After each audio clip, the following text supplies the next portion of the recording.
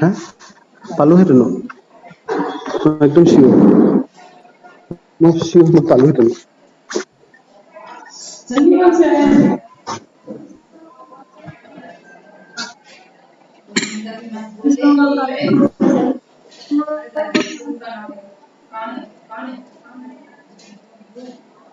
We are run into an issue? Akash? Huh? Issue run करते हैं हम क्या कर रहे हैं? Huh? Something went wrong?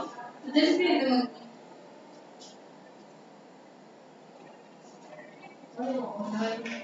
नहीं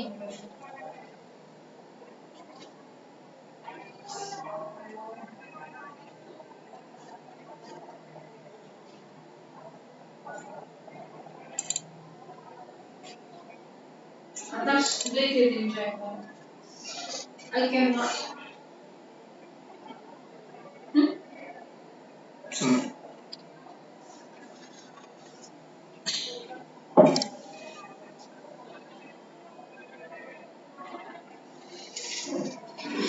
Yes, I made them.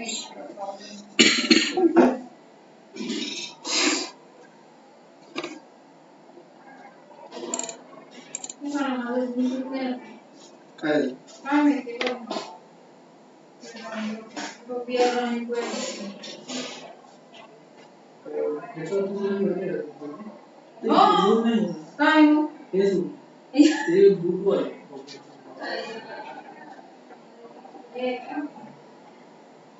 दिसते ना रे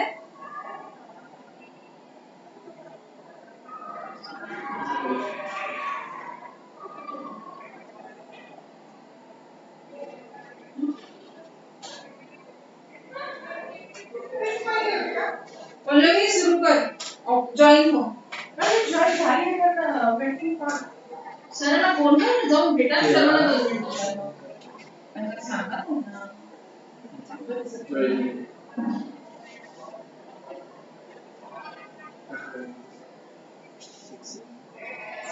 जॉइन किया है पता नहीं मैडम मत 670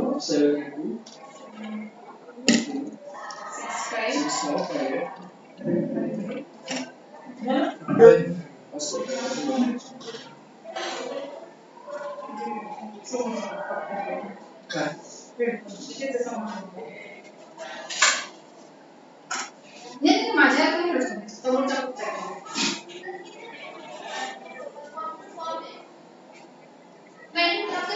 मैं आ रही हूँ मेरा ज्वाइन नहीं हो पा रहा था मैं क्या बोलूँ कि हम लोग स्टार्ट कर दें क्या फिर सब कितना वेट करना 15 मिनट हो गया चलो कर देते उनको पहले क्यों नहीं बताया तुमने नहीं उनको बोला ना मैं पहले बात करके मैसेज डाल दो उनको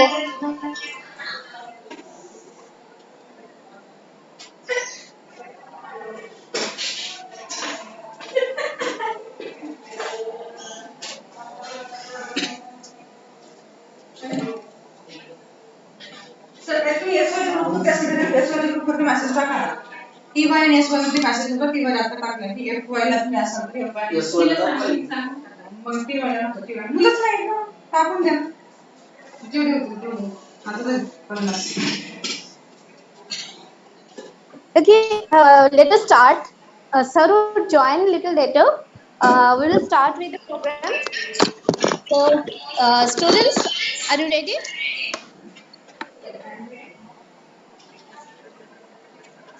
Sakshi? Yes, ma'am. You there now?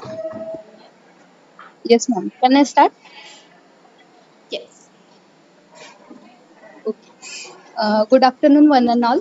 It gives me an immense pleasure to welcome you all in the auspicious occasion and heartily welcome our chief guest, Debashish Buragaohain sir, and principal Dr. A.J. Khandale sir, teachers Dr. Rashmi More ma'am, Dr. Ranjita Chatterjee ma'am, Pallavi Takwani ma'am, Akash Bagade sir, Pratiksha Patil ma'am, Yash Nikam sir, and all my dear friends. Today we are gathered here to celebrate National Science Day.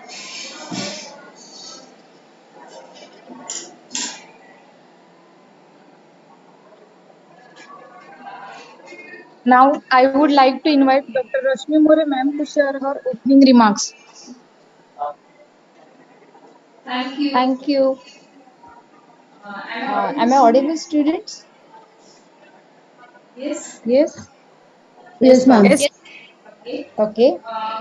Good Good afternoon afternoon and and warm welcome, Mr. Debashish, Debashish, Range Range Forest Forest Officer, Officer, Nameri Reserve and National Park, Assam. Assam. Principal Principal Sir Sir Dr. Dr. Abhay Abhay Khandagre, my my colleagues, colleagues Ranjita Dr. Ranjita Chatterjee, Chatterjee, Akash Akash Bagade, Bagade, Pallavi Pawar, Pratiksha and Pratiksha Yash, and Yash and sir, my dear and my dear students. students. As we As all we know all that know this that this National National Science Day is celebrated in celebrated honor in of honor of physicist physicist and Nobel and Prize Nobel winner Prize winner C.V. Raman. is It is celebrated to celebrated to commemorate commemorate the his discovery of discovery of phenomenon phenomenon that that came to be came to be known by known his by own his name, the own Raman name, the effect. Raman You effect. know You this. know this. And And let me tell you, many of you might Google for this. The theme for National Science Day 2022 is Integrated Approach in Science and Technology. When we call it as integrated approach in science and technology, I personally feel that yes, it is need of time. Science and technology is every day integrating. We can see many examples of new discoveries, how physicists, biologists, chemists working together, and I strongly believe that nowadays educational institutes and students should not lag behind by sticking to only one subject. Coming to research in science, I think it is not necessary all the time that you need high-tech instrument or sophisticated library and other equipments. If you have vision and clarity, you can achieve anything, but of course, you need a strong determination, hard work, and persistence for your what we can say for your aim. I will not take much of time. I would like to stop here by saying a quote by Dr. C.V. Raman that the essence of science is independent thinking, hard work, and not equipment. When I got my Nobel Prize, I had spent hardly 200 rupees on my equipment. Thank you so much, organizer Dr. Ranjita Chatterjee, madam, and thank you and welcome, Mr. Debashish. Over to you, madam. Thank you, madam. Now, I would like to invite our principal, Dr. A.J. Khandagre, sir, to share his view. Over to you, sir.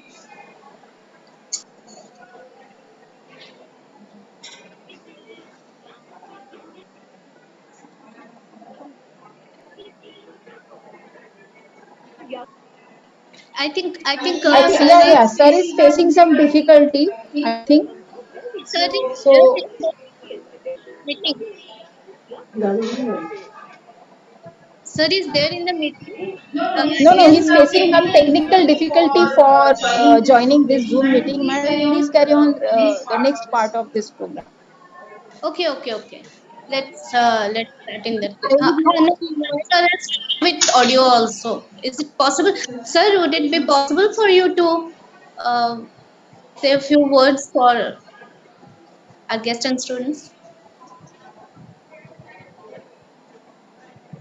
or or else we can carry on? Hello. Hello. Yes, sir. Yes, sir.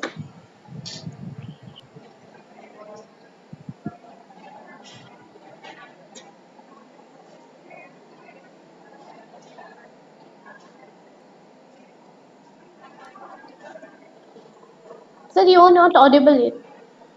Yes, Hello. yes. Now, see you. Yes, sir. Yes, Yes, sir. ma'am. Now, Please continue.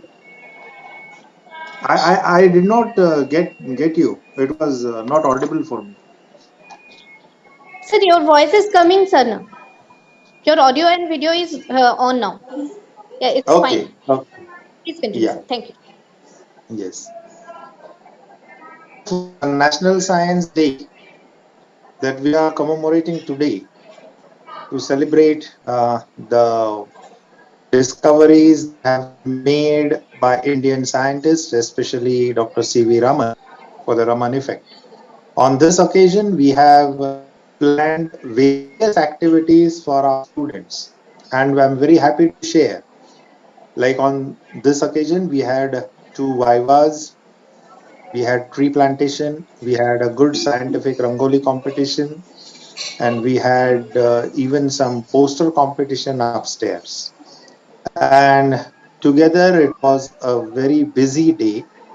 And I was really happy to see the involvement of students in all the activities. This lecture, which basically focused on wildlife and especially the area in the northeast, like Assam, which we uh, know very few things of. And we will be getting a delegation, we'll be getting some very good insight about the wildlife in this particular area by the eminent guest we have today for this session. When we say a National Science Day, we basically have to be scientific. And I just have one very small appeal for the students, and that is be scientific. We have to be scientific. I'm sure Chatterjee madam or More madam might have already discussed with you the theme of this Science Day 2022. But then, in view of the sustainable development and everything that has been put together in the theme of the Science Day, what is more important for us as students of science, we have to be scientific. And being scientific is not something very great. You just have to be a very good observer. Whatever happens near, keep on observing it. The second important point is whatever you observe, make a record of it. Keep it on record. Write it somewhere. Write it in a proper place. When I say somewhere, does not mean you write it on some piece of paper and then that paper is lost and then your idea is also lost. So that should never happen. So there are so many good things that we can do through science. And at a very teenage, students have earned a lot through science. There are so many things which have been innovatively done, including certain mobile apps. The ideas have been given by certain students, and these ideas were taken up by very good giants, so called, in the area of IIT. And accordingly, the ideas were improvised, and it made real good money for the students. What is most important for us is when we are scientific, we get organized ourselves, we can have our ideas rediscovered, we can try and bring these ideas into realities, and then we can do something for the society. If you have a good idea, even for wildlife conservation, I mean, these ideas will be taken up by the entire world because today it's a hot cake. Wildlife, the name itself, when the word wildlife comes, you at the back of your mind, somewhere you have an idea that, well, tigers are very less, lions are almost going, so many birds have already gone. Who knows whether our future generations would see a live tiger? And I have a question for all of you, the students and staff. Just count the number of months, days, or years you have seen a live tiger. How many days, how many months, how many years have passed when you have seen a live tiger? Maybe in a zoo, not a problem. Maybe in a circus, not a problem. It's not virtual. When you have seen a live tiger. To see a live tiger, you have to go to certain areas called wildlife sanctuaries, or you have national parks, or you have some zoos. And how much time do we spare to go there? We have so much of time to visit malls, to visit shopping areas, to visit the theaters, to visit friends. I don't say these things are not good. These things are really good. They develop your social temperament. But then what is important from you and what is expected from you being science students is you have to give some good idea for the development of science. When we are speaking of zoology, there are so many good ideas coming up. I have seen the rangolis that have been drawn by the students, and they have really come up with very good ideas. So why not have these ideas get floated on some very good platform so that you can earn something and you can serve the society? It should go hand in hand. If you really think of wildlife every day, I am sure you will come up with some good remedy to have this wildlife restored and flourish day by day. There are so many good things which we can do with our observations, and I am sure we should do it.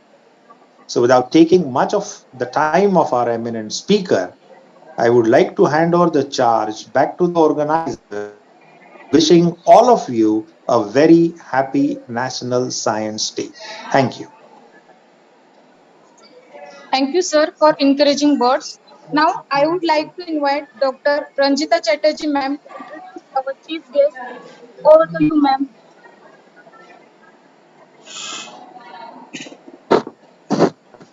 Thank you. Thank you, Prerna.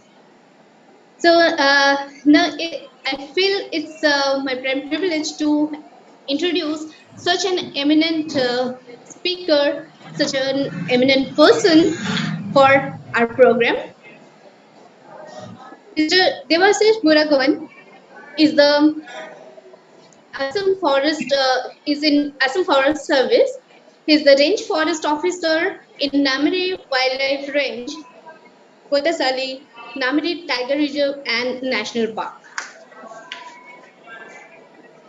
He has done his BSc in zoology, and after that, he has completed his MSc in forestry from the Forest Research Institute, Dehradun.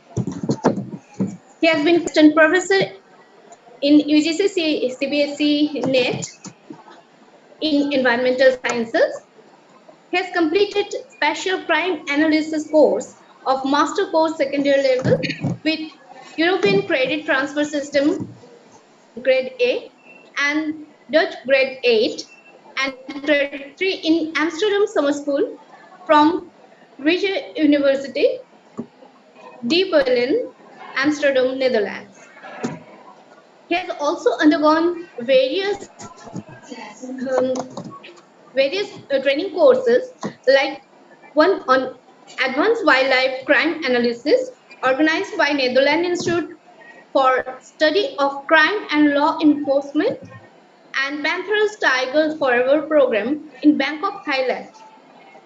And he has also completed the training on advanced petrol reporting and monitoring technique in Sundarbans of Bangladesh with Wild Team Bangladesh. So he is in Forest Services of Assam from 2017. Now, let me tell you about his work experience. It is really much to say about him, but I'll try to say those things in very brief. He is the same forest officer in Namari Wildlife Range, as I just told you. Before that, he was in induction training. He did his induction training for Range Forest Officer at Kundal Forest Academy, Maharashtra. He is gold medalist of Range Forest Officer batch in 2017 to 19. He has worked as Senior Project Officer Protection in Manas National Park, Tiger Reserve, Assam.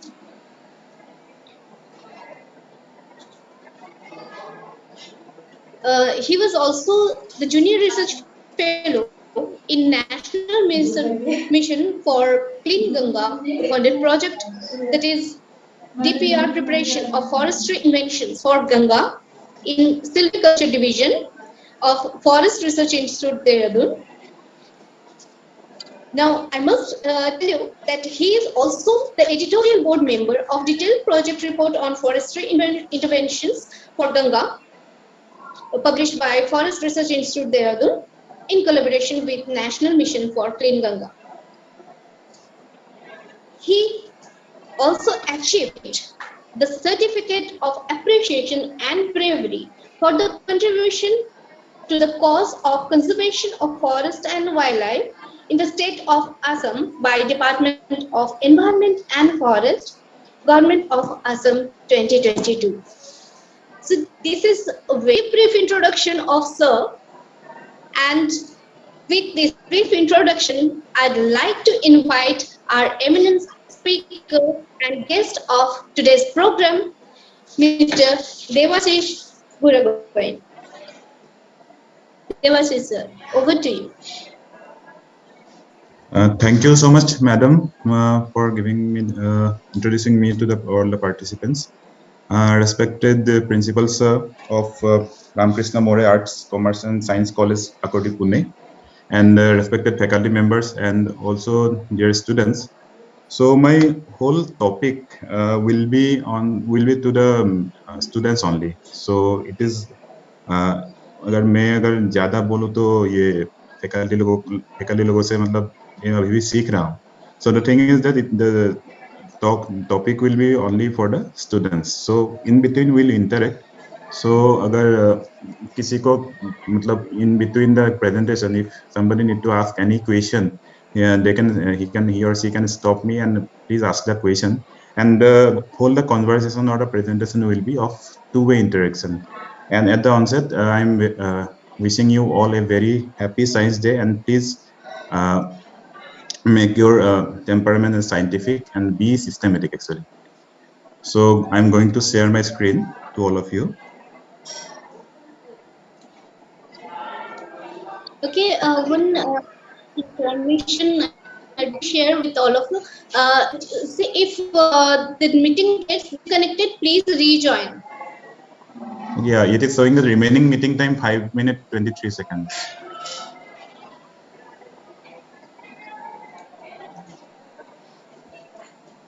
Yeah, shall I resume? Yeah. So my topic will be the biodiversity conservation, its basics and execution. So dear students, the concept of biodiversity, what do you think, from where it starts actually? Can anybody guess? Anybody voluntarily?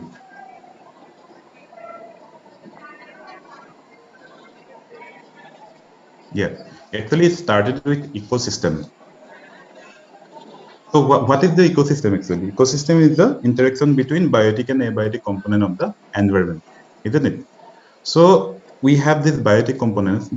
All the biotic components comprises of these plants and other animals. And how these plants and animals are related with the ecosystem or the abiotic component. So they are related with these biogeochemical cycles. So, you know, this biogeochemical, for example, we have other abiotic components, water, soil, etc. So all these actually constitute the habitat or the living space for the living organisms.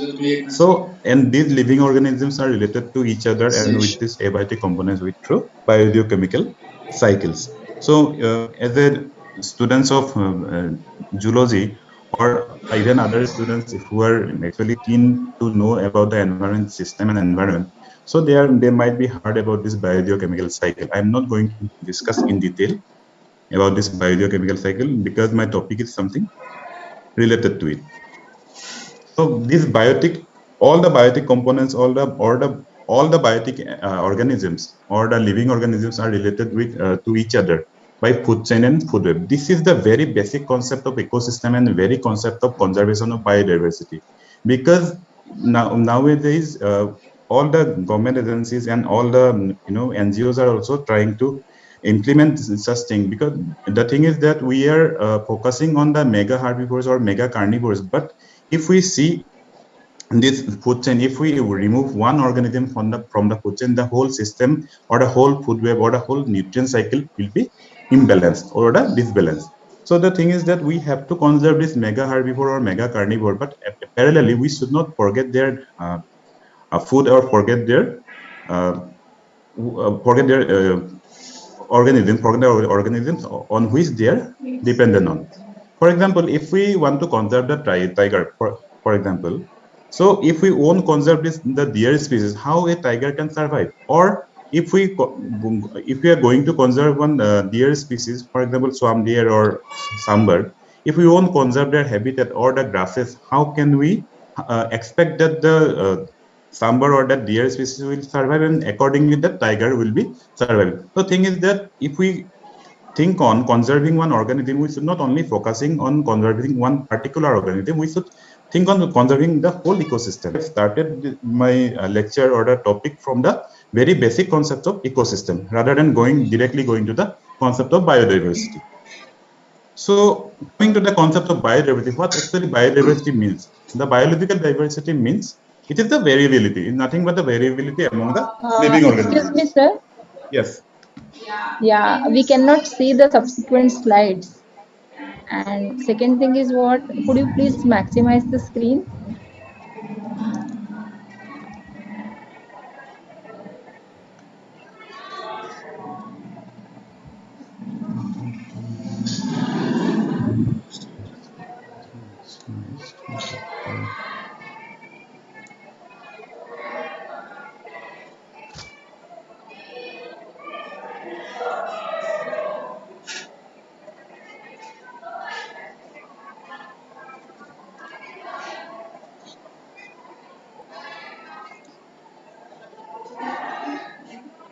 Is it okay now? Not it. I can see the 7th slide, but still it is in this mode. It is not full screen. Okay. So Sir, double click the logo. Yeah, that you were clicking. You just click twice, then only it will come. Here. Or yes. Double click the logo. Yes, yes, sir. Now it's full Now it's screen. fine. Yes. Yeah, Now it's full screen, right? Okay. Yeah. Yeah. So you are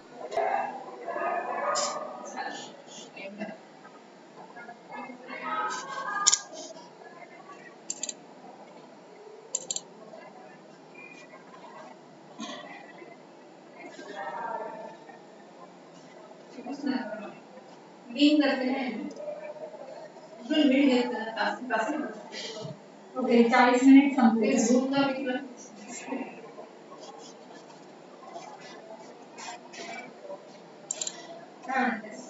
तुमची गाडी माझ्या गाडीच्या सांगितलं होतं बरं निघालीस का हा निघाले करू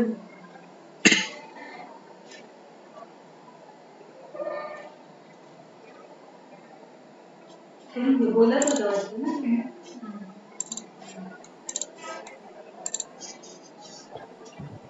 Sir, now please continue. Please continue, sir. yeah. I had to rejoin actually.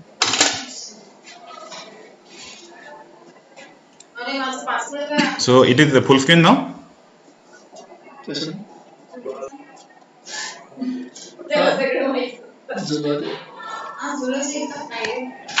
Not yet, sir. Kindly click it once again.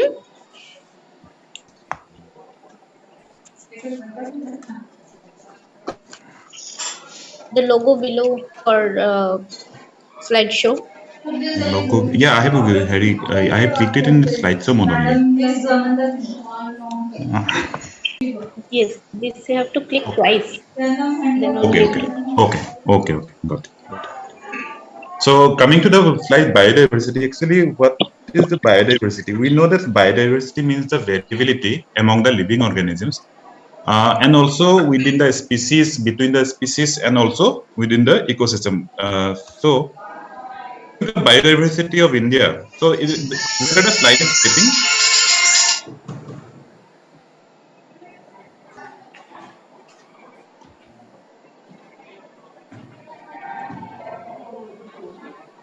Slide is flipping, right?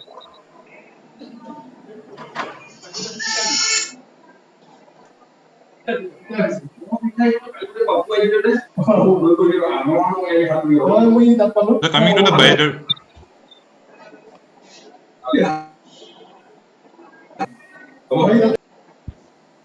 biodiversity of India, we have 10 biogeographic regions, and we have this biogeographic hotspot, 4 biodiversity hotspot. These are the Himalaya, Indo-Burma, Sundaland, then Western Ghats and Sri Lanka. So we have in India, we have 7% of amphibians, 6% of bird of total diversity of entire world, 6.2% of reptiles, and 6% of the flowering plants. In India, we have 7 UNESCO's Natural World Heritage Sites. Out of them, 2 are in Assam, Manas and Kaziranga. So we have 18 biosphere reserves, 42 Ramsar sites. This data has been taken on the ENVI's WA website.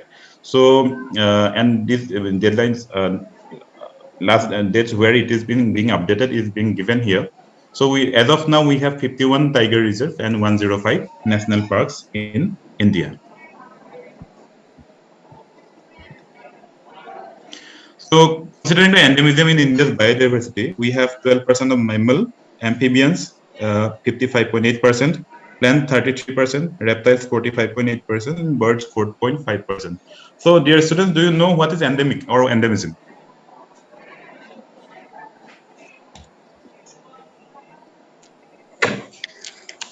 Sir, your slides are not moving. Actually, इसी slide पे अटका हुआ है and full screen भी नहीं हो रहा है. Can you please try F5.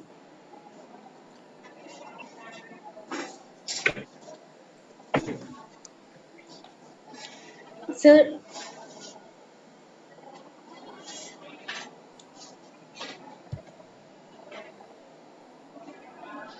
this is I have to do share PowerPoint presentation, right? Then share, yeah. Then share, I'm clicking it in the slideshow button. Then again you click, sir. Click again, the same thing. Again, the same thing, slideshow. So please let me know whether my slide is being flipped, actually. Otherwise, I have to. Yeah, now it is in India, endemism in India's biodiversity or where? Sir, you can go on the slideshow button that is on the top of the screen. Yes. Yeah, from beginning, from current slide, I have to go. Right? Yes, sir. Yeah, that's what I am doing. It is showing I have to do it again, right? It is showing endemism in India's biodiversity? Yes, sir. And I'm just next slide, I am just giving national animal, it is coming? No. Why it is not? Endemism in India's biodiversity, that is biodiversity. Slide number 7 is there. Yeah, just now I have clicked on the next one, national animal. Is it showing? No, it's not coming. Not 8th slide. I think there is some problem. You can directly click the slide. It's better. It's better. Yeah, it's better to flip the slide. Yeah, that will be fine. Yeah, that will be fine. I think. Yeah. This one is okay. I'll go with this. Okay. You can directly click the slides and yeah, we can see. Yes, sir. Yes. Yeah. Sorry for this inconvenience. Dear students, whether you can tell what is endemism? What is endemic? Concept of endemism.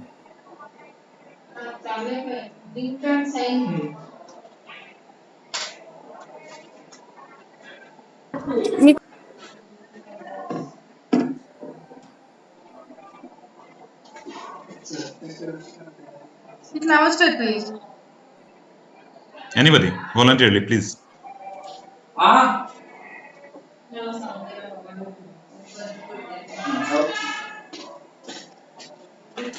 So endemism means this is the concept where a particular animal or the plant is located, it's geographically constituted in only a particular area. It only located in a particular area. That is called the endemism. Right. So coming to this India's biodiversity in broad, we have this national animal Royal Bengal tiger. We have this. Do you know what is the India's heritage animal? National heritage animal. Am I audible? Yes, sir. Anybody of the students? Anybody from the students? Sir, it's elephant. And what is the national aquatic animal?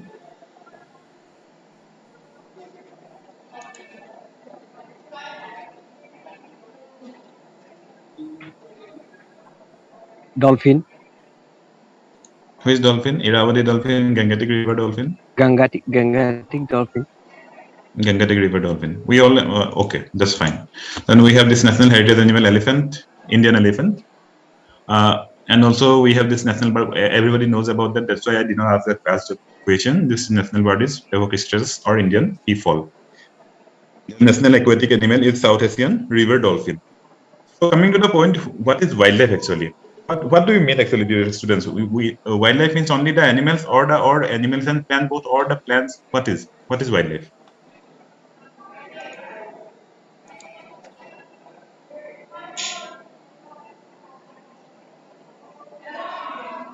Wildlife means all the living organisms which constitute the habitat also, and also all the wild organisms. So in common term, all the undomesticated animal species and also their habitat. And in India, we have Wildlife Protection Act 1972. As per the Wildlife Protection Act, as per Section 2, subsection 37, wildlife includes any animal, aquatic or land vegetation which forms part of any habitat. So being the law enforcement agency in the field, we usually emphasis on the definition which is given in our acts, not from the biological definition or the dictionary definition. So we have to work as per the acts concerned actually. That's why I have given this definition, which Wildlife Protection Act 1972 says.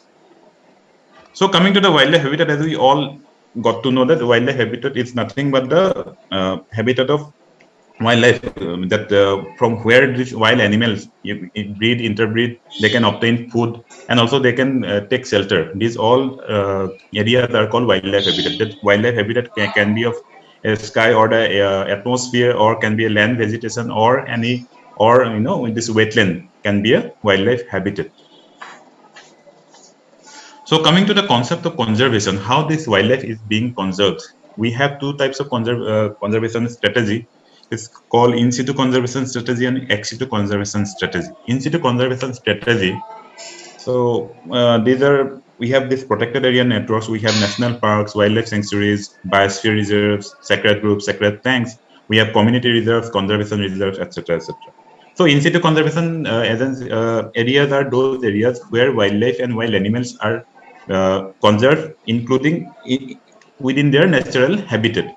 But in case of ex situ conservation, these wild animals are conserved outside their natural habitat area. For example, if some animal is being captured from one area and they are kept in the zoo, that is called the ex situ conservation area. So these are some ex situ conservation areas: botanical gardens, arboretum, zoological gardens, aquarium, seed banks, etc., etc. These all are the ex situ conservation areas. So what is a protected area? Protected area, it is actually some space where it is managed legally, and also this for the long-term conservation of the species, and also here in the protected areas, ecosystems are being conserved, and also their cultural values and also cultural values related to any nearby communities are being conserved. This is called a protected area. And in India, we have four types of protected areas, which are called as national park, wildlife sanctuaries, conservation reserve, and community reserves. All are notified. All are constituted under several provisions of Wildlife Protection Act. National Parks is under Section 35, Wildlife Sanctuary Section 18, Conservation Reserve is under 36A, and Community Reserve is under 36C. So these are some protected areas networks from India. Sources WINVs. Dear students, if you want to obtain any data or any reliable information from internet, so please, I am emphasizing that please obtain this data or obtain this information from some reliable source, reliable sites. For example, if you want to extract any wildlife related or protected area or related topic, please go to the website of WII or the WINVs. Please don't rely on the Wikipedia. Or if you want to extract some information regarding one species, for example, one horned rhinoceros, please obtain those information from IUCN or IRF websites. So because in Wikipedia, anybody can change, anybody can edit, but these websites, they are quite reliable, and you can obtain data. So that's why I have mentioned these things, because we used to make mistakes while obtaining data in making some reports or making some presentation, because we solely rely on this Wikipedia. Wikipedia is good. I'm not against of that, but anybody can edit. That's why. So please obtain such information or data from some reliable sources. So you will get to know how this, what are the reliable sources in with your experiences, and also with the mentorship or supervisorship of your teachers and faculty members.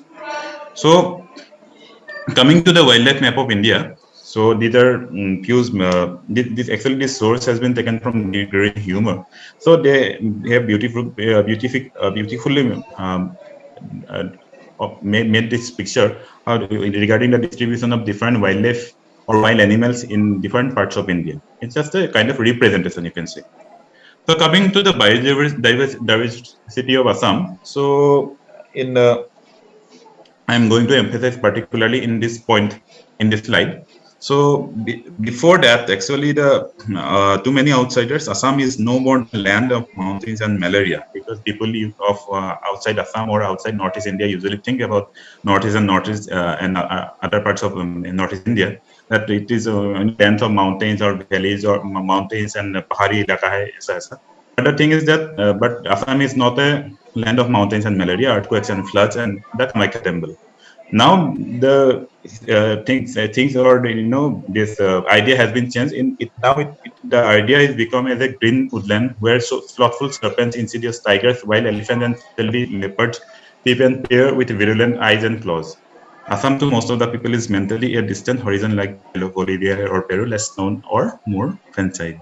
So this quote has been obtained from a very good book called Red River and Blue Hills, and written by Hem Borua, who is a renowned writer and politician from Assam. So in ancient era, in 1200, in 13th century, we have the Ahom rulers. So they have ruled here for 600 years. And when these Ahom rulers came from Yunnan province of China, so they found this land as a country of golden gardens, and they uttered this word in Mungutsunkam. So which means the country of golden gardens.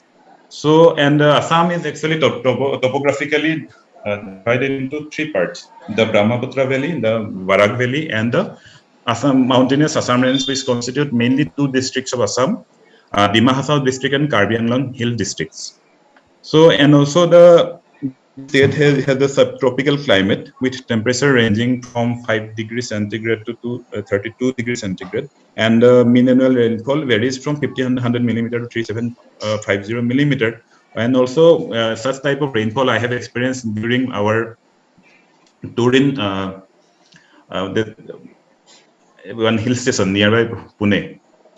I really could not recall the name right now, where strawberry is quite famous. The recorded forest area of Assam is 28,312 square kilometer, accounting for around 36.09% of its total geographical area. This data has been obtained from this ISFR, India State of Forest Report. So this is the very basic concept of Assam's forest types or the forest resources. So coming to this forest resources of Assam, this is the distribution of forest resources of Assam. You can see. So we have 7 main types of major types of forest in Assam. This tropical wet evergreen forest, tropical semi-evergreen forest, tropical moist deciduous forest, subtropical broad-leaved hill forest, and subtropical pine forest, littoral and swamp forest, and grassland and savannas. We have 7 major forest types, and a few of these forest types, for example, tropical wet evergreen, tropical semi-evergreen, moist deciduous, this forest type is quite more or less similar to the Western Ghats of India. Because during our training days, I was trained in Kundal Forest Academy, which is nearer to Pune. So we used to visit this Western Ghats region. And then there we have observed such type of forest. And also we have in the Western Ghats, this littoral and swamp forest in few patches. Coming to the wildlife of Assam, this is also the wildlife map of Assam. This map actually represents different wild animals in different distributed in different parts of Assam. Coming to the important wildlife areas of Assam, so we have 20 wildlife sanctuary as of now, 7 national parks, 4 tiger reserves, 5 elephant reserves, 2 biosphere reserves, 1 Ramsar site, which is called Deeporbil, very near to Guwahati, the capital of Assam. That UNESCO, 2 numbers of UNESCO World Heritage Site, Kaziranga and Manas, 2 biosphere reserves, Manas and Dibru-Soikhwa. In Dibru-Soikhwa National Park and Biosphere Reserve, we have this feral horse. So it is very, it is one of the attractive species for the tourist attraction. We have 46 important bird areas. So these are the 7 national parks of Assam: Kaziranga, Manas, Nameri, Orang, Dibru-Soikhwa, Dihing Patkai, and Raimona. We have, I'm presently working in this Nameri National Park, which is quite famous for Teoha, that is white-winged wood duck. People from all across the globe comes to my park to see this bird, white-winged wood duck. And we have this tiger. We have 8 numbers of tiger in Nameri. In Kaziranga, we have 1 horned rhinoceros, which is also the state animal of Assam. And in Manas, we have tigers, we have even rhinoceros. And in Orang, we have rhinoceros, we have tigers, and also in Manas, Orang, Kaziranga, Raimona, in these belts, we have beautifully, very beautiful bird, this Bengal florican. So in Dihing Patkai, this Dihing Patkai and Raimona has been recently discovered, recently declared in national parks of Assam. And with these 2 national parks, Assam ranks second in the state of India for accounting for national parks. Which, the first rank holder is Madhya Pradesh. It's 9. They have 9 national parks. So in Raimona, the interesting fact of Raimona is that the easternmost distribution of cheetah, that is spotted deer, is restricted to this Raimona National Park. Hello.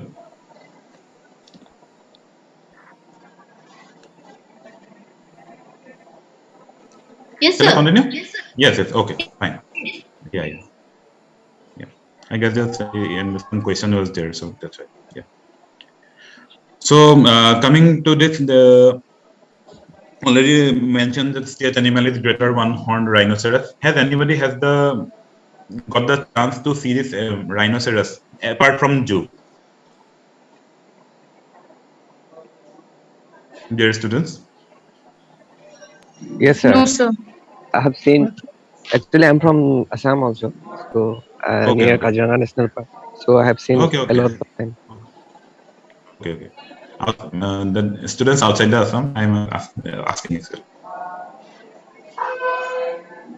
Okay. So if you did not see this animal, please come to Assam and have the privilege to see this animal. In Kaziranga, in Manas, in Pobitora Wildlife Sanctuary, you'll definitely see this greater 1 horned rhinoceros.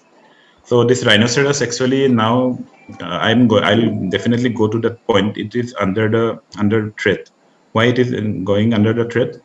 Because of some misnomer, some fake belief in traditional medicines of Southeast Asian countries because of its horn.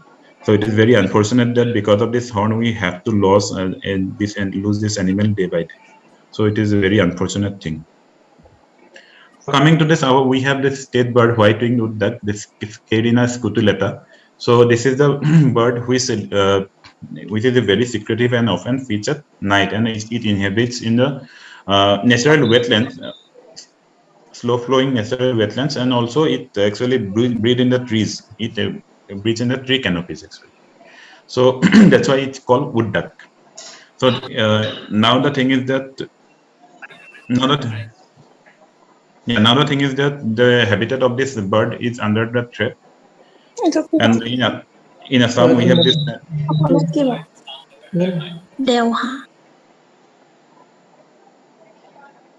Excuse me. Okay. So in Assam it is called as Deoha. So in Namay National Park and in Dihing Patkai National Park, in Dibru-Soika National Park, you can see this animal. So in Namay National Park, it has a strong. So actually we have to go for regular patrolling to save this natural habitat. I'm going to show you its the habitat where it usually resides. So this type of habitat actually Deoha or the white-winged wood duck prefers to stay. So now, due to various reasons, due to various work, actually causes this habitat are being degraded day by day, even in natural areas also. From some natural causes and sometimes from some human disturbances. So that's why Forest Department is there to stop such kind of human disturbances in such areas. So we have this tree, hulung tree. It's a very tall tree, and this is the sapling of this hulung tree. It is called Dipterocarpus macrocarpus. Dear students, if you see the distribution of plants in entire India, so where in central India, where the distribution of sal stopped, actually the peak used to grow. So in easternmost part, where the sal stops growing, then this hulung start. This is some kind of biogeography of some forest species. If you observe very carefully. So dear students, as the principal sir has already mentioned, we have to be very observant while we have the scientific temperament or the scientific observation. So we don't need to go for some rocket science. We have to, if we observe our surrounding very carefully and document it, then you will get to know, then you will do some great things actually. So start your scientific work from your very own area, very own home garden. For example, if we want to see the diversity of your home garden only, just take 1 meter plot or 2 meter plot. So you can see, if you observe the diversity, for example, plant diversity, insect diversity area, you can also write a paper. You can also make it. You can also publish it. So start your scientific work like this only. I'm not talking about only the biodiversity or biological diversity only. You can work on other areas also, other sectors of science also. So we have this beautiful state flower which is called foxtail orchid, or in science we call it as Rhinoceros retusa. It is an orchid. So in Assam it is called as kopopul, which is not only the state flower of Assam, it is also the state flower of Arunachal Pradesh. So this flower is quite important from the point of view of cultural point of view of Assam, because this flower is used to tie in the hairs of the Bihu dancers, female Bihu dancers.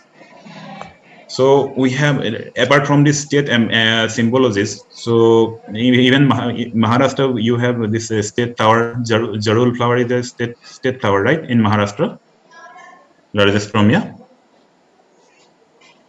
Then you have the state animal shekru, right? So coming to this other biodiversity, there we have many floral species. You can just have a look, have a glimpse of that. I am not going to read all the names and all. So these are some beautiful orchids. So this Dendrobium jenkinsi, it is an orchid.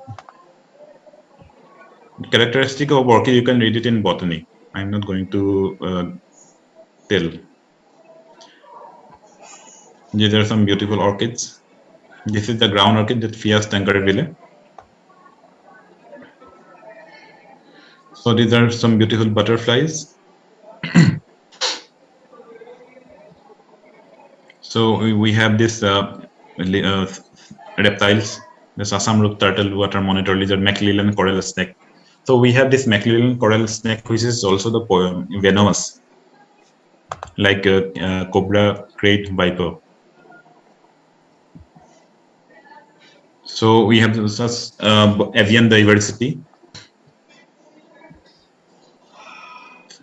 Some of these birds are also available in Western Ghats of India.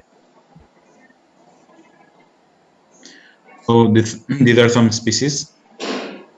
These are some herbivores. We have, apart from these herbivores, we have carnivores like tiger, leopard cat, clouded leopard, jungle cat, the leopard, then golden cat, marble cat, etc., etc. We have this cat species also, and also we have this wild dog. So we have, apart from them, we have some threatened wildlife of in Assam. This Bengal florican, this pangolin. This pangolin is one of the highly smuggled wildlife of entire, not only India, in also Southeast Asia. And you can, if you see the WCCB website or the Wildlife Crime Control Bureau's website or their Facebook page, you can see there are many seizures of pangolins or a pangolin scale. So the thing is that we have to stop such kind of activities, so such kind of illegal wildlife trade by making ourselves aware, and also to involve in some activities which can protect these animals. We have this golden langur. Golden langur, we found it in western parts of Assam, from Manas Panbari range till Bengal border. Then hulok gibbon, we have eastern and western hulok gibbon. We have this fishing cat, speed hare, swamp deer. Swamp deer is considered as one of the big five of Kaziranga National Parks. So greater adjutant stork, is also known as Hargila. One lady from one NGO called Aranya, Miss Purnima Devi Borman, she is working hard to conserve this species, greater adjutant stork, with the people's participation. For her work, she got this Nari Shakti Puraskar from Honorable President of India, and also Whitley Green Oscar Award. She is working in Kamrup in district and Dodara Posori area. She is working on this species, greater adjutant stork, and she is also known as Hargila Baidu, Hargila sister. So this we have this Indian narrow-headed soft-shell turtle, pygmy hog, Bengal slow loris, and also we have this Missiniti turtle, this is called as Coptistida. These are the threatened wildlife. Not only these one, there are many, but I have just put few of them only. Why they are under the threat actually? Because of this habitat loss, people used to destruct the forest, people used to destruct the wetlands, people used to make some big apartments or the other malls or factories in some wetlands.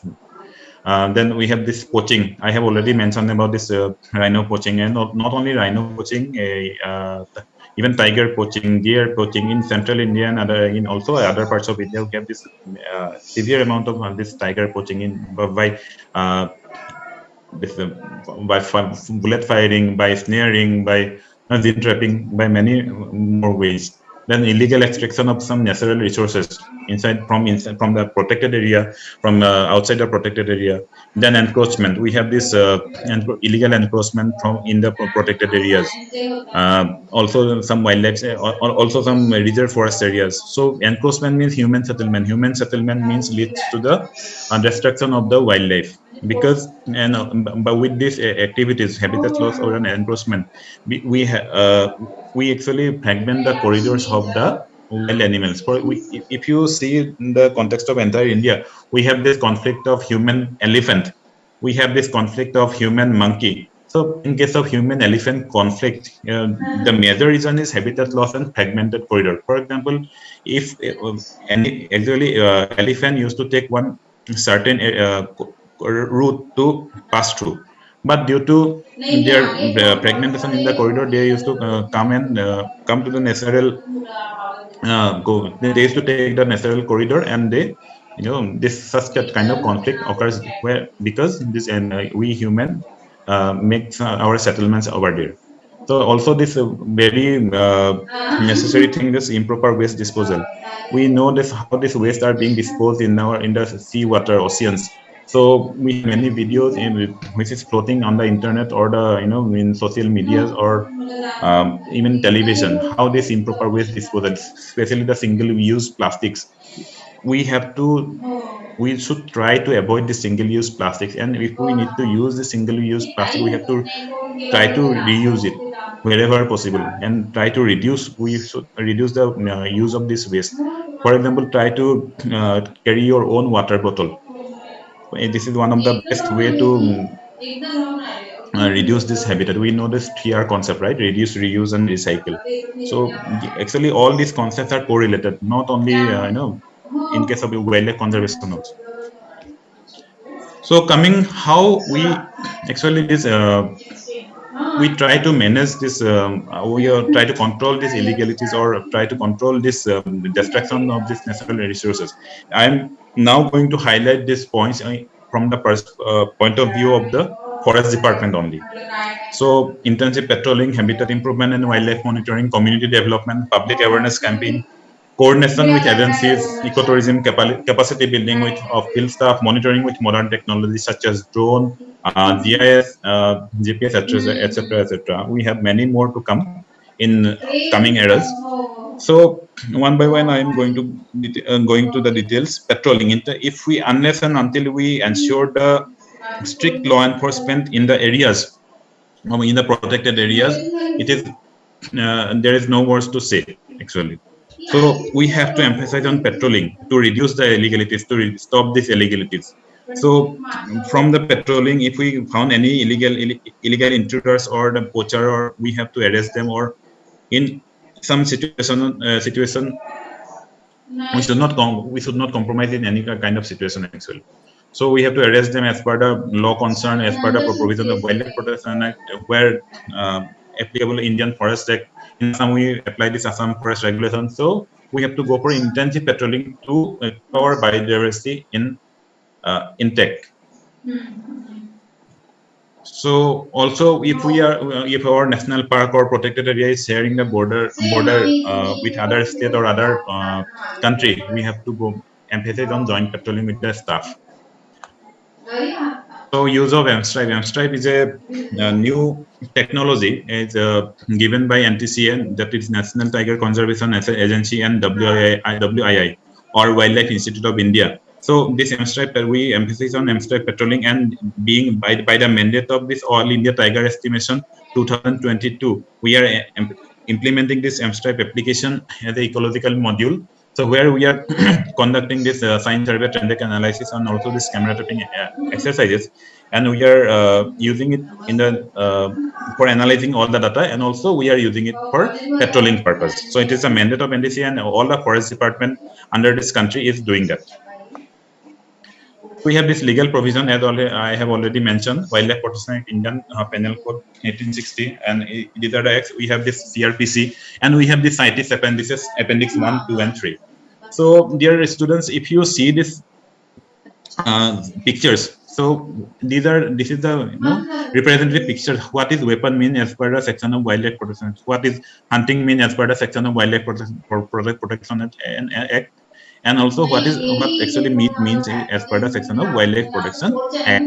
So weapon doesn't mean only gun. Weapon doesn't mean only fire. Weapon means weapon could be a stick also. Weapon could be your call recorder also. For example, nowadays birding is flourishing all over the world.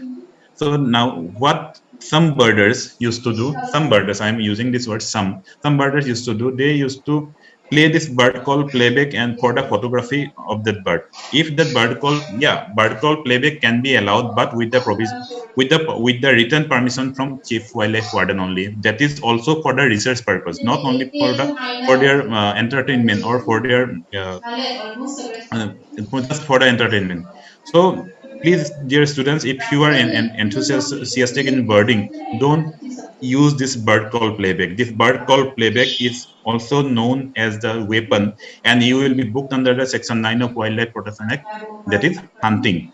So please don't play this bird call playback. If for documenting one species, if you need that, please obtain the permission from Chief Wildlife Warden from the concerned state from where you want to play this bird call playback for the documentation of this species. But without written permission, you cannot.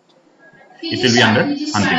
So I am emphasizing this point because many of the birders or many of the enthusiasts doesn't know about this, about the bad impact of this bird called playback. That's why I am emphasizing this particular point. So these are some specified plans under Wildlife Protection Act 1972. Now this Wildlife Protection Act 1972 is under the amendment. It is under the Parliament. So till date, these 6 species, which is called as the scheduled species specified plant under Wildlife Protection Act. And also, dear students, if somebody wants to grow these plants, if you need to take permission from Chief Wildlife Warden. Without the permission from Chief Wildlife Warden, that is also for the research purpose, you cannot grow. Many of my friends used to grow, have the enthusiasm to grow orchids. That is fine, that is very good. But before growing these or 3 orchids, that red vanda, blue vanda, and lady slipper orchid, they must obtain permission. Otherwise, they will be booked. So there are few certain things we need to know as the biodiversity conservation is concerned. So these are some IUCN red list. You may know about this in your textbooks. So I'm not going to focus on these details. So science survey. What is the science survey actually? We need to see the carnivore sign or the herbivore sign in a particular area to know their presence, whether they are there or not. So this is one of the method of this is one of the protocol of All India Tiger Estimation, but yeah, it is under the phase 1 of All India Tiger Estimation. The All India Tiger Estimation happens in every 4 years. So this year it is happening. So this is the transect line transect for abundance of herbivore. We record this direct sighting of any herbivore in the abstract ecological application. Their angular distance has been noted, and also their bearing from where they are being sighted. So thus camera trapping is being installed for counting the tigers and for taking the photograph of the tigers. We know that as our fingerprints are not similar, the tiger stripes are also not similar. From this point of view, the tigers are being enumerated. How many tigers are there in a particular location or particular area? So these are some habitat management practice. So many of our natural habitats are being invaded with the invasive species, foreign invasive species or the weeds. So we have to improve our habitat. So also awareness campaign. This awareness campaign are now this is a program actually. This is a program also the part of the awareness program. So we have various activities. Apart from these activities showing in the slide, we have this drama, poem, poetry, and so many more things that can be done under the provisions of.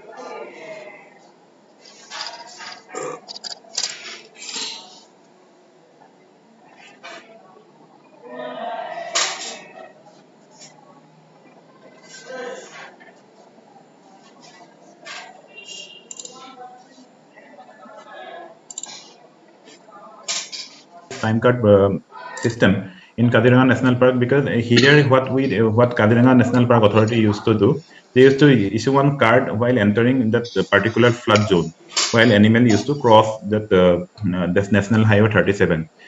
For example, one vehicle is entering at 2:30 p.m. They have to reach that another point within that certain time limit. If they arrive at another point before the starting point, that car will be penalized. So So because in the flood season, animal used to cross this NH37 to stop this accident, to stop this killing the animals from the accidents by on road car accident. So this uh,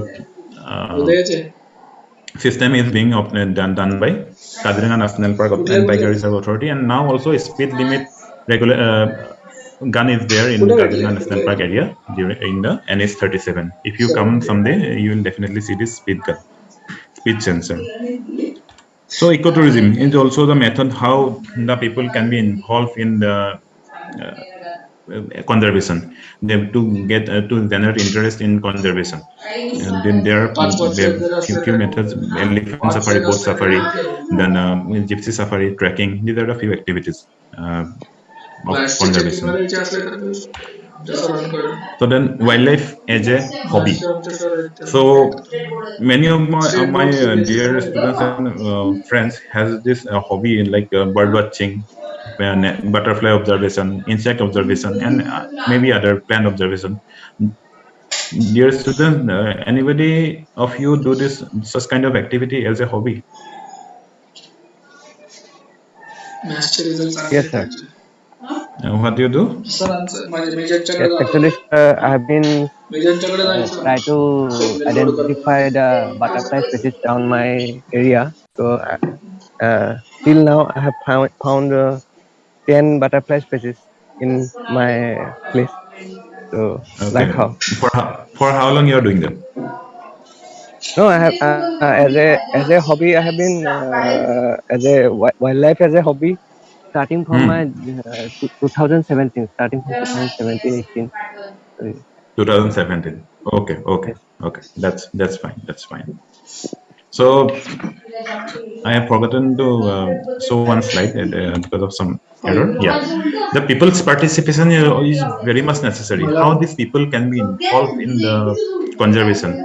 The thing is that the involving people in the conservation is not a very easy business, because before declaring a forest area as a wildlife sanctuary or the protected area, those people are dependent on that forest.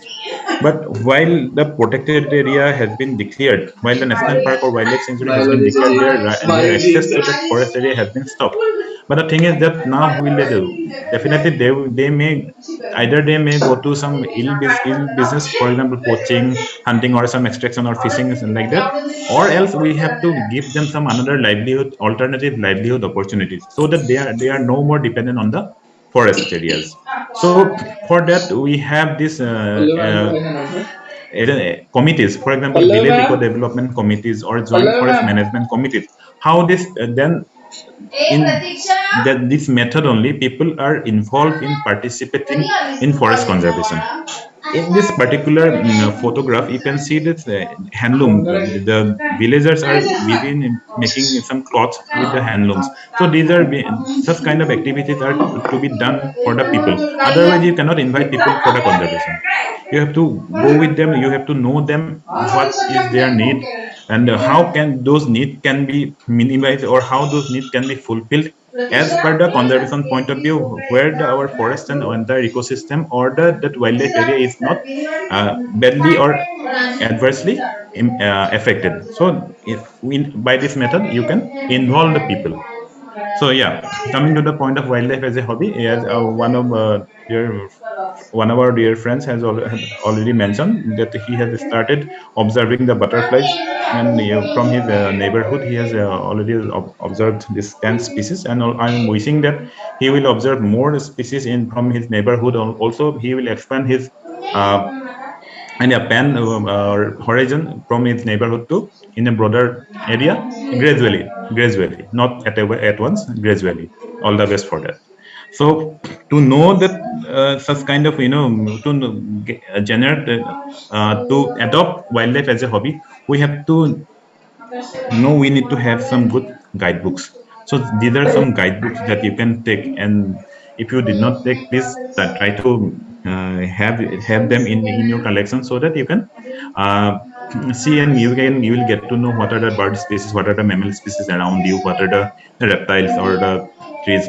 And also we are also lacking behind in documentation of few species So dear students and dear my respected faculty members also can think on working on if we can publish some such books. Not only we can publish some such books in the dragonflies, themselves flies, and insects. So there are a lot more scope to develop and lot more scope areas to work on it.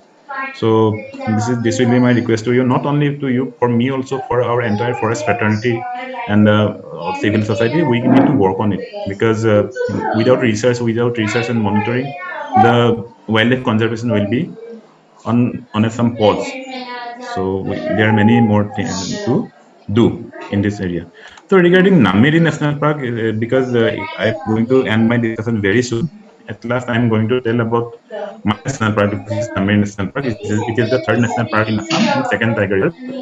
Its area is 200 square kilometer. That national parks area. The key animals are white-winged wood duck, Royal Bengal tiger. We have 374 bird species, and for tourists we have this river rafting and jungle trekking. So with this, I am also inviting you all, the esteemed guests and esteemed participants of this meeting. So please come to Namari once. Also, please visit Assam to have a look and have experience Assam, its diverse culture, heritage, and wildlife. And also, don't forget to take the taste of the authentic Assamese food. Vegetarian and non-vegetarian both are available in very good quality. So I have also enjoyed Maharashtra very well in Mahabaleshwar. The strawberry also Mahabaleshwar, that Konkan coast. So it is good experience in Maharashtra for me. So we have been this Alapalli area also. So yeah, we got this appreciation award that already ma'am has been mentioned during in 2020, and also we got this award in 2021 for some good work as the government of India, government of Assam has considered. So what will be our role? Not only forest department's role, our role in the conservation will be to for just we have to start from our very basic, from our very home garden, or the, for example, if you if you have seen somebody in involved in illegal business, first you try to approach that person if he is very close to you. For example, your aunt, your brother, your anybody of your relative. Please try to make him understand why we should not involve in such business. Try to make him learn the concept of food chain, because how we are related to the food chain, how we are related to the ecosystem. Only you can tell about, if we stop somebody that don't kill a rhinoceros, he will definitely ask you why. I am getting money from that. So like that we have to start, and if you try once or twice. If you see that person won't be convinced from your uh, teachings or understandings, then you do one thing, that try to cooperate with the forest department in getting to nab that culprit, that person. So otherwise, that our wildlife or our natural heritage won't be survived. If somebody is involved in tree cutting or illegal extraction of the natural resource business, please first try to make them learn from the conservation awareness programs. For example, go to some area where the massive tree felling is there. So try to then conduct a meeting to make them learn why tree is important to us, that wildlife of that area is important to us. Very very small initiative, we can do it in our village level, local level, in our very neighborhood level. So this is the one of the very great picture from a very great movement that is called chip movement, happened in Uttarakhand Himalayas. The people from that village, that area, came to conserve the stream from the felling. So just this initiative make it take, actually it is a pathway, it is a pioneer of involvement of people in conserving the forest. So such we can start our start our good work. So with this, dear students and my respected faculty members, and I'm going to end my discussion with the note that we should nurture nature. And also, Chatterjee ma'am has emphasized and told me to share some few points about how to become forest range officer. So, and the dear student, anybody of you want to know how to become a forest officer?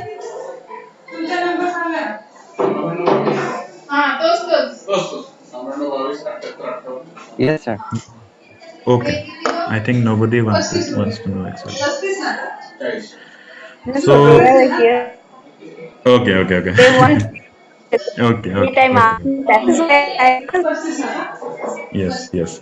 So, dear students, actually becoming a forest officer is not a very tough job. So you have to prepare as you are the students of BSc Zoology, or but the first and foremost thing to become minimum forest range officer and above, you have to be the science graduate. BSc, BTech, veterinary science, any from any discipline you have to come. BSc IT, BTech, any from BE you can come.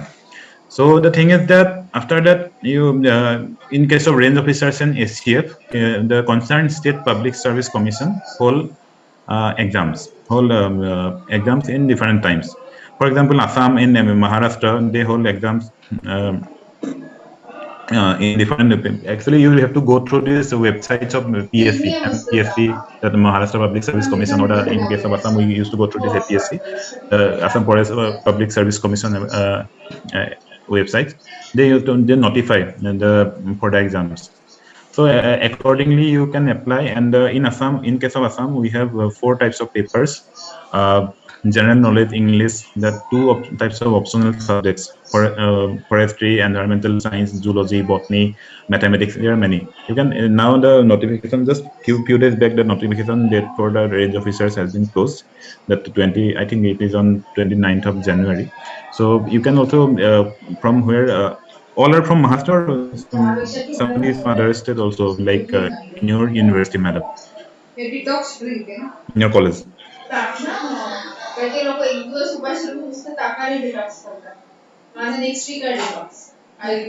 Yeah, might be some from other university. You can please go through this website. And also the first and foremost thing, you have to go. You have to be very well acquainted with the general knowledge, the general studies. For the general studies, there are many books, many guidebooks are there, many suggestions are there. The thing is that rather than preparing for range officers or ACF, I emphasize that to students to prepare for UPSC, Indian Forest Service exam.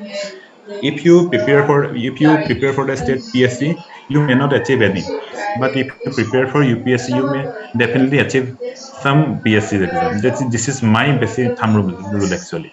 So don't prepare for only PSC exam. Prepare for UPSC exam, and there is no point that you cannot crack it. You will definitely crack it. And for UPSC, the prelims is there, but after prelims, mains are separated. No, for IFS, mains is different. For IAS, mains is different. Mains exam is different. So so these are the things actually you need to know. Actually, for the concerned state, their criteria are different. So but the thing is that you have to be very well acquainted with general knowledge, GK. So because being a science student, we usually forget this social science, for example, polity, history, geography, economy. We usually find it bored, right? So who will go to read this polity? Who will go to read this geography? But the thing is that for the general knowledge paper in any PSC or any UPSC, the general, it plays a major role in scoring.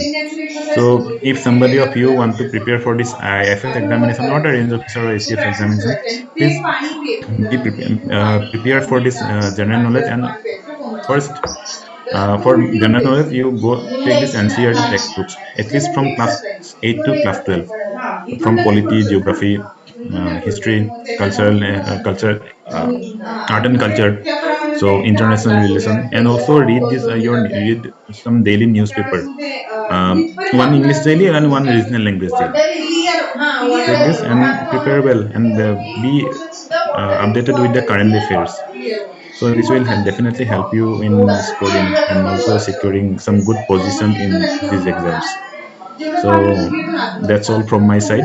So if somebody want to ask any question, definitely he or she can ask.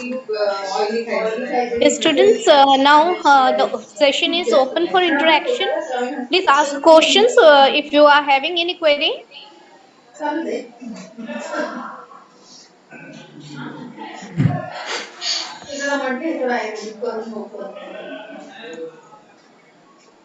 Ayurvedic कधी पण best आहे.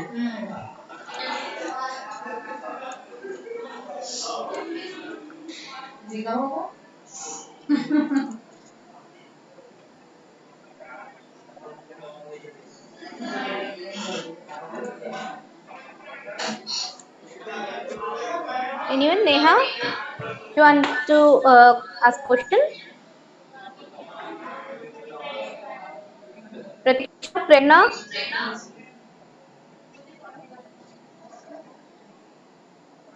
Mansi, Komal?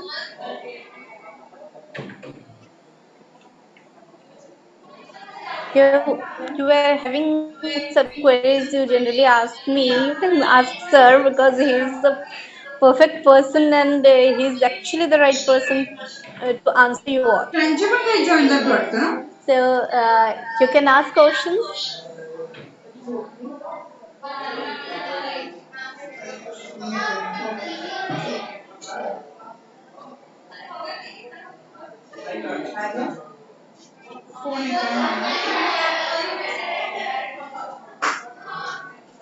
Okay, I think they're shy. They might not be asking any question. If there is no question, we can proceed with our program.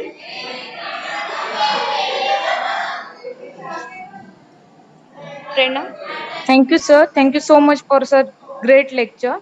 Now, I would like to invite Miss Pradnya Gaikwad for vote of thanks. Hello, I am Pradnya Gaikwad.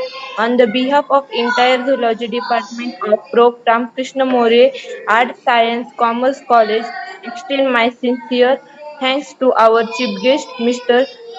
Debashish Buragaohain, AFS Range Forest Officer, who spared time from his biggest schedule to grace the occasion National Science Day. Today we have an opportunity to hear your thoughts and this will surely going to encourage us in our future events. Your thoughts have irrigated our minds and have shown us a new path. My gratitude to guest Mr. Debashish Buragaohain, AFS Range Forest Officer. My gratitude to Principal Dr. A.J. Khandagre sir to permitted this program. My gratitude to Head of Department Dr. A.A. Sheikh sir. My gratitude to Dr. Rashmi Madam, More Madam. My gratitude to Dr. Ranjita Chatterjee Madam. My gratitude to all other teachers and the students. Thank you. Thank you, Pradnya. Sir, we are really fortunate to have you as our eminent speaker today on this Science Day. It was really very informative and interesting lecture. Actually, thank to you for motivating our students and inspiring them, because they generally ask me many questions regarding wildlife thing and conservation. They many times ask me how to become curator or to become forest officers after TYBSc zoology. How can we get into this profession? So that is why I requested you also to tell them about this profession. And really, what happens, so whenever we think of Assam, we generally think of Kaziranga National Park and especially the rhinoceros. But the diversity that is found over there, you have rightfully told us that they are many and diverse organisms you have shown. So thank you for being here with us, and thanks for your lecture. Again, I'd like to thank our principal sir for permitting us to conduct this program, and the DBT star coordinator, Dr. Rashmi More Madam, for being throughout in this program. Also, I'd like to thank our head of the department, Dr. A. Sheikh sir. Today he's not here, but still he is always there to motivate us for such programs. And obviously, I'd like to thank all my students who has conducted this program today of SYBSC B Division. Especially my thanks to Sakshi Walekar for her welcome address. Then Pradna Gaikwad for both of thanks, and my special thanks to Saili Gaude and Prerna Kasur for anchoring this program. Thank, thank to all the students and participants. They have been here throughout. Thank you. Thank you, one and all. Madam, I'm also taking this opportunity to thank you all, especially Principal Sir, you, Madam, and also other faculty members, and also Head of the Department Zoology, for inviting me for the guest lecture. And I don't know how much I would able to let you know about the topic that you are thinking of, that I could do more, I think. So don't know, but I have tried my best to interact with you all, and also I'm expecting that this lecture and this presentation help the students little bit from the perspective of their preparation, or their subject matter, and also for their lookout or their purview of regarding the Assam, and also in the Northeast India, and also somewhat about the conservation. So I'm expecting that this will be their this will be really helpful for them, could be. So yeah, they will take this message further, put the conservation message further, and will definitely, I'm looking forward to get them in some of the day in physically, so that we'll interact more rather than this virtual meeting. So yeah, I'm looking forward for them, and also inviting you all to Assam and Namari National Park. And yes, please, so thank you so much. We'll try to be there whenever we can. Yeah. Thanks once again.